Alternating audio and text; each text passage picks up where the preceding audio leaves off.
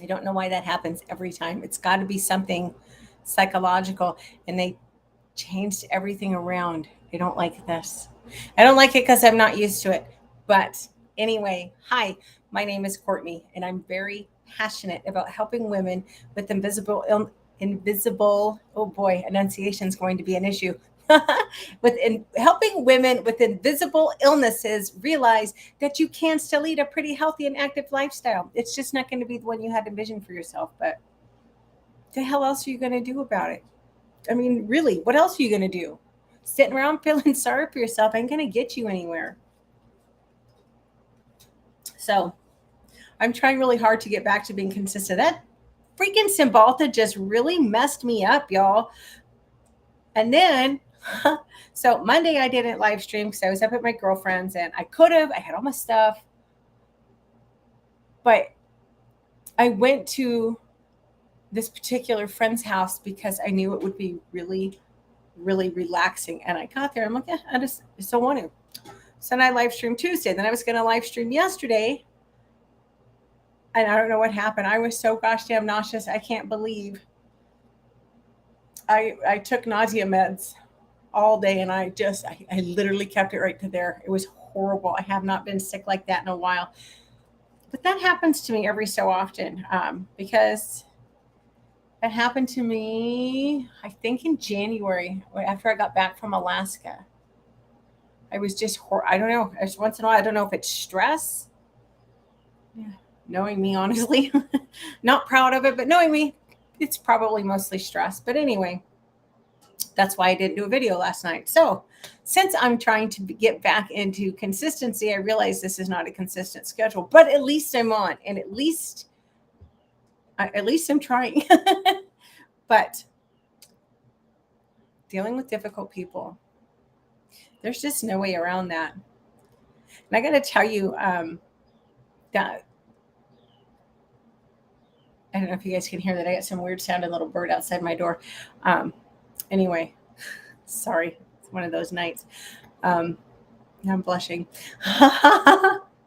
Anyway, one of the hardest things for me to accept in life is the reality that just because you're nice to other people doesn't mean they're going to be nice to you. Yeah, the golden rule. I still want to approach the world in that I'm having a hell of a time tonight with that attitude. I want to be open. I want to be kind. I do. I want to be generous and open and loving to people. But people don't always respond in kind. And you know what? That's just life. You're never going to be everybody's cup of tea. You got to be okay with that.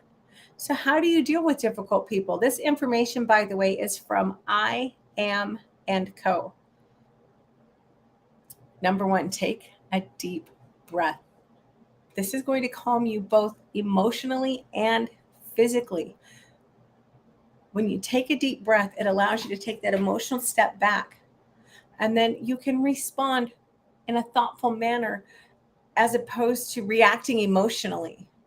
It really doesn't take long, just a couple of slow, deep breaths. It's going to give you just long enough to reset your brain from that, oh gosh, damn, you make me so mad. You'll still probably be mad, but it just allows you to take a step back and it does allow you to respond in a much more thoughtful, less impulsive manner, which obviously the less impulsive you are, the less likely you are to say or do something you'll regret later. Number two, you need to acknowledge your emotions. Are you angry? Are you hurt? Are you just shocked? Well, you know what? These are all valid emotions. You are entitled to have those emotions.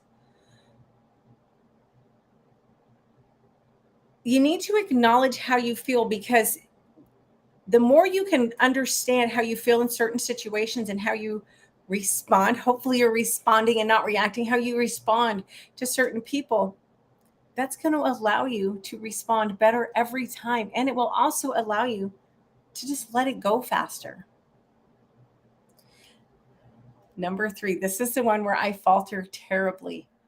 Do not internalize. It's not about you.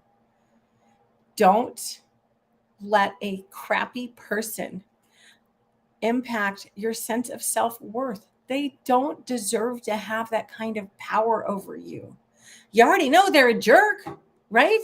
So don't give them that power. Look, when somebody is crappy to you, when somebody's mean to you, it's not about you. It's not. It's not about you, because you know what? Healthy, well-adjusted people, they don't go around being jerks and trying to tear everyone else down. The people who are going to do that, it's all about them, and it's how they see their place in the world. It's not personal. Oh, that's so hard for me to remember sometimes. So, and you know, when I'm not perfect, I lose my temper.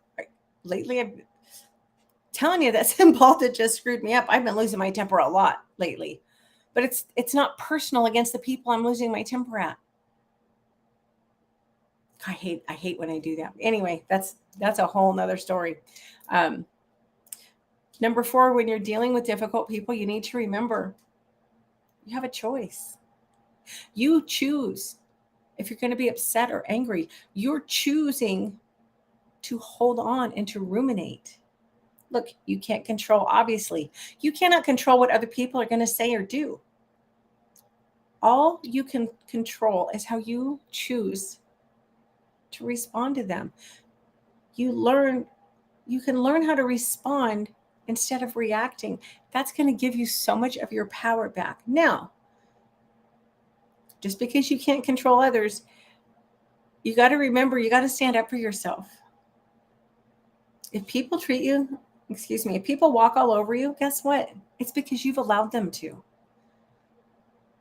And you know, when someone's mean to you, don't play into it. Don't play into it, because you know what? It solves nothing. It solves nothing to be crappy back. And I know, personally speaking, if I fall into that, oh yeah, well, I just feel bad about myself later. It has nothing to do with that person. Frankly, if I've told you off, I'm not going to regret that I told you off. I'm not going to regret so much what I said, but I'm going to regret the fact that I allowed myself to get angry and not express myself in a more constructive manner. Because if you follow me on Twitter, you've probably seen me lose my temper a few times the last several days, and not proud of it. That being said, there are just some things that are not acceptable, but that's another story. But you've got to stand up for yourself, and don't be a doormat. Okay. People treat you how you allow them to. You've got to learn